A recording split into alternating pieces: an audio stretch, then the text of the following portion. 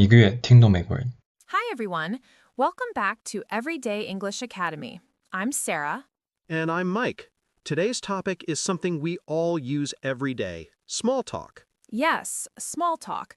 Those short, friendly conversations we have with coworkers, classmates, or even strangers in everyday life. Some people think small talk is just talking about the weather, but it's actually a big part of natural English. Exactly. It's how we connect with people, how we start conversations, and how we keep English alive in daily life. And for English learners, small talk is great practice. You don't need fancy grammar, just a few natural expressions. Right. So today we'll show you how to start small talk, how to sound relaxed, and what kinds of phrases people use in real life. Let's start with the basics. Greetings. Greetings are the first step. The classic, "Hi, how are you?" still works perfectly. Yes, and you can change it a little depending on the situation.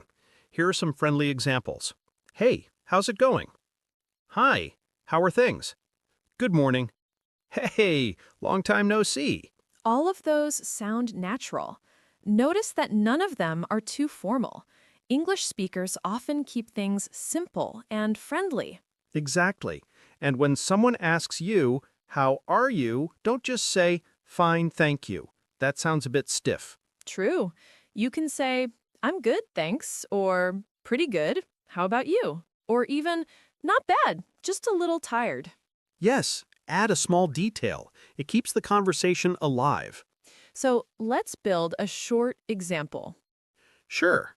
Hey, Sarah, how's your day going? Pretty good. I had a busy morning. How about you? Same here. I'm ready for a break already. That's natural, friendly English. Short sentences, easy rhythm, and a bit of personality. Exactly. That's how small talk begins, with simple, real words. Now let's move to the next part, starting a conversation. Yes, sometimes learners say, I don't know what to talk about, but you can talk about anything around you. Right. The weather, a class, your coffee, your day, simple things.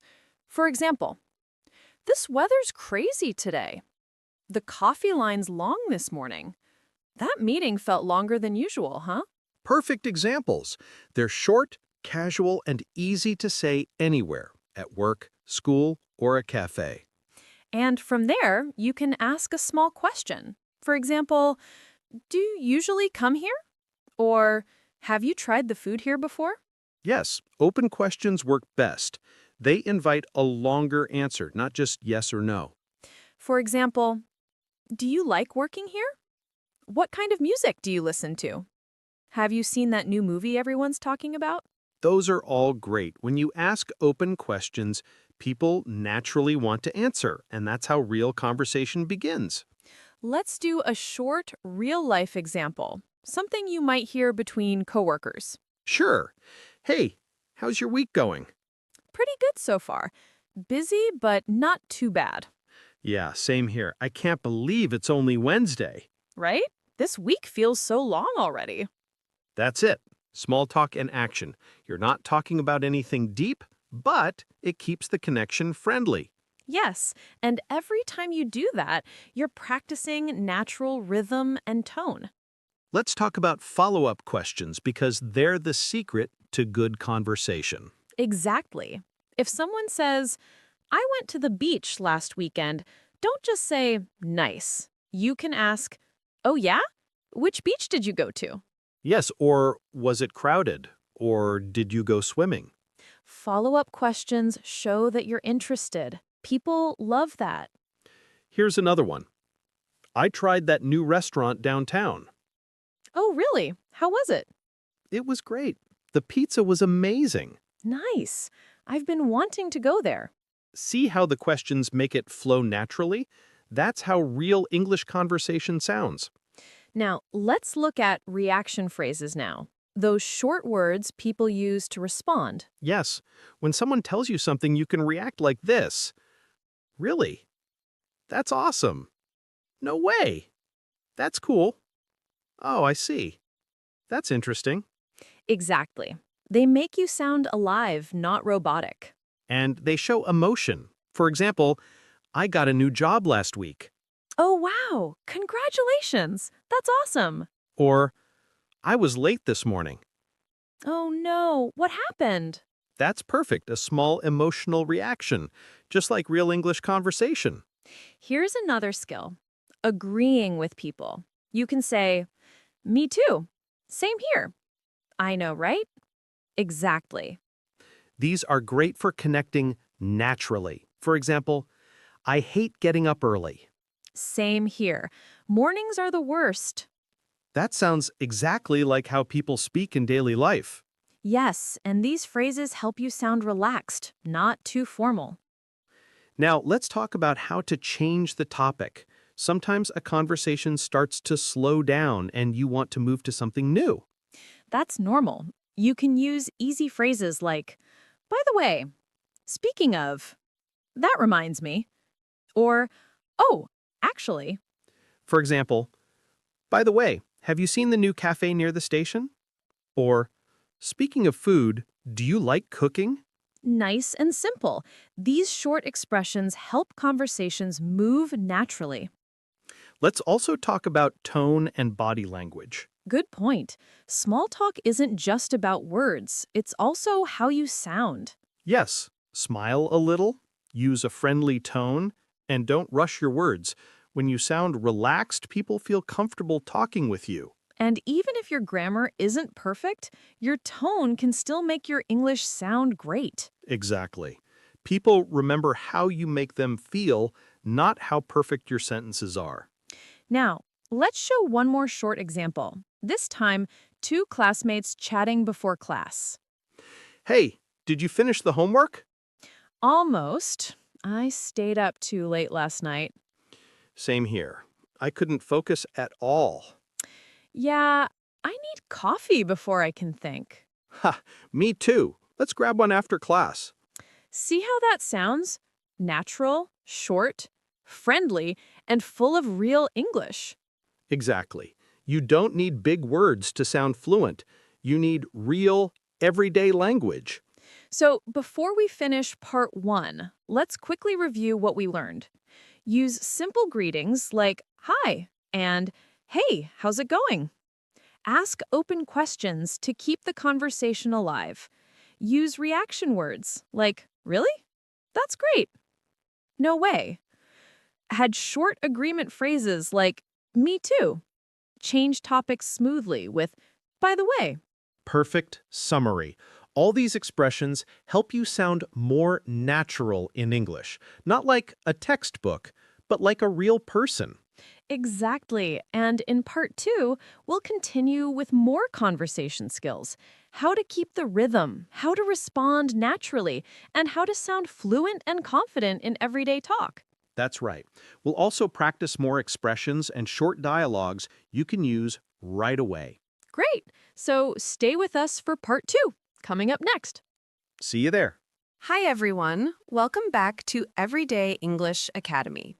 In part 1, we talked about how to start simple conversations in English, how to say hello, ask small questions, and sound friendly. Right.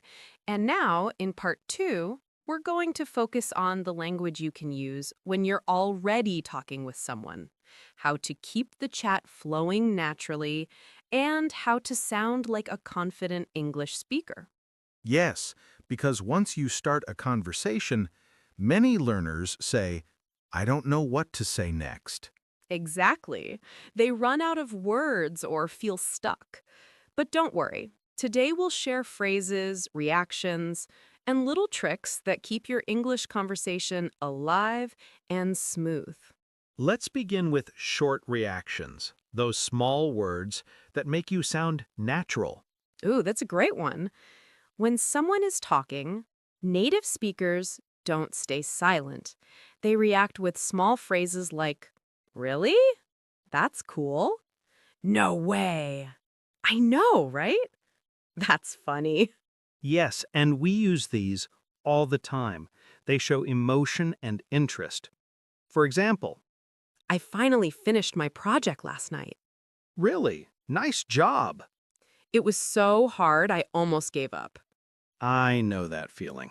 Simple, short, and real. Exactly. You don't have to give long answers. Even a few words show that you're listening. Let's add another group of useful words, agreement phrases. These help when you want to show you feel the same way. You can say, "Me too." "Same here." "Exactly." "That's true." "I feel the same." For example, I love Sunday mornings. They're so quiet. "Same here. It's my favorite time of the week." Perfect. These short responses make your English sound warm and confident. Now, let's talk about follow-up questions, because that's what keeps the conversation moving. Yes, because after someone answers your question, don't just say, okay, ask something related. For example, "I went to the beach last weekend." oh, nice. Which beach did you go to? "We went to Sunny Bay." Oh, I've been there. Did you go swimming? See? That one simple question, which beach, keeps the talk alive. Exactly. Here are a few follow-up question starters you can use. How was it? What did you like about it? Who did you go with? Was it busy? Would you do it again? All of these are short, easy, and natural. You don't need perfect grammar. You just need curiosity. Let's do another example. I started watching a new show last night. Oh yeah, what's it about? It's a mystery. Lots of twists. Sounds fun. Where can I watch it? Boom. 4 lines of natural English. Exactly. It's all about rhythm. Ask, react, ask again. Speaking of rhythm, another useful skill is changing topics smoothly. It helps when a conversation starts to slow down. True. Native speakers often use small transition phrases like, "By the way, speaking of, that reminds me. Actually, oh, before I forget."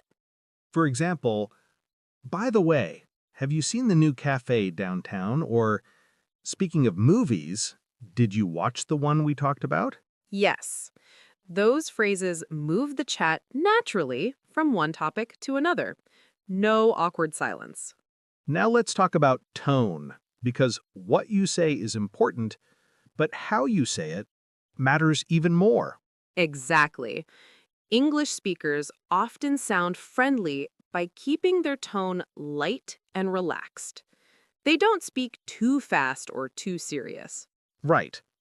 You can use little words like kind of, a bit, or sort of to sound more casual.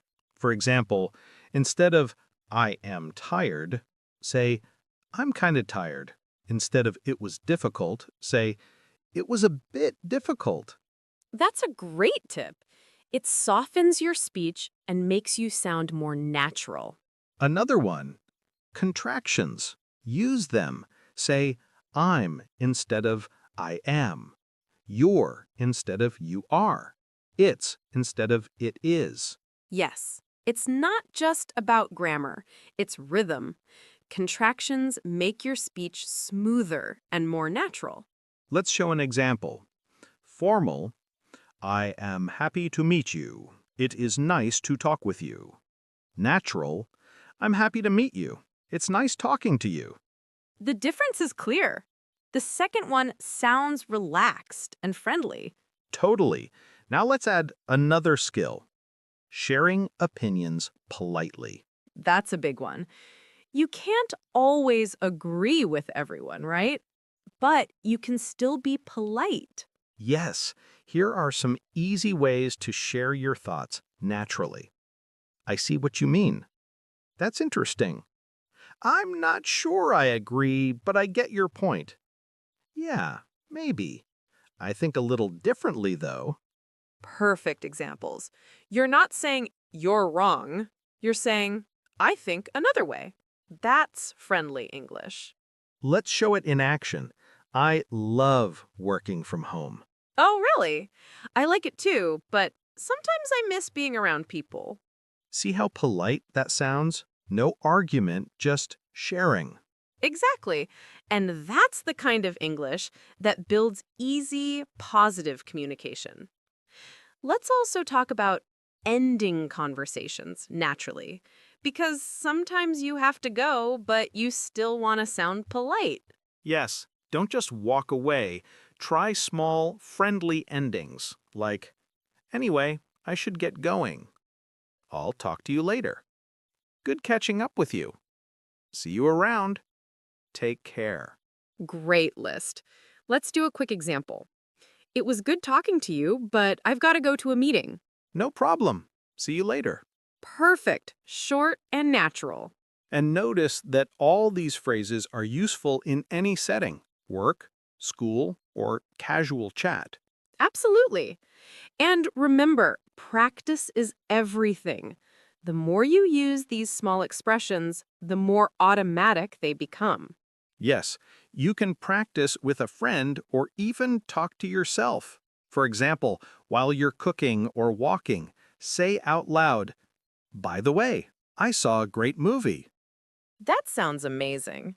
I know, right? It might feel strange at first, but it trains your brain to think in English. Exactly. It's not about memorizing. It's about building a natural rhythm. Let's give one more full example of a natural and friendly conversation using everything we learned. Okay, I'll start. Hey, Mike, how's your week going? Pretty good, just busy with work. How about you? Same here. I've been trying to finish a big project. Oh, really? What kind of project? Just some design work for a client. It's fun, but kind of stressful. I get that. I always feel the same before deadlines. Yeah, exactly. By the way, did you hear about the new cafe near the station? Oh, yeah. I went there last weekend. It's nice, a bit noisy, but good coffee. Good to know. Maybe I'll check it out. You should. Anyway, I've got to get back to work. No problem. Talk later. See you. There we go. Natural, short, real English. Yes, and nothing too formal or too deep, just normal conversation flow. So let's summarize part 2 quickly. Use small reactions like, really? Or, that's cool. Ask follow-up questions. Change topics with phrases like, by the way. Use contractions and a relaxed tone. End politely with short phrases. Perfect summary. These are the tools that make your English sound alive. Not like a textbook, but like real life. Exactly. And remember, fluency isn't about speed, it's about connection. Yes, speak simply, speak kindly, and don't worry about mistakes. People remember the conversation, not the grammar. Well said. Thanks for joining us today, everyone. We hope you try some of these expressions this week. Start small, stay curious, and enjoy speaking English.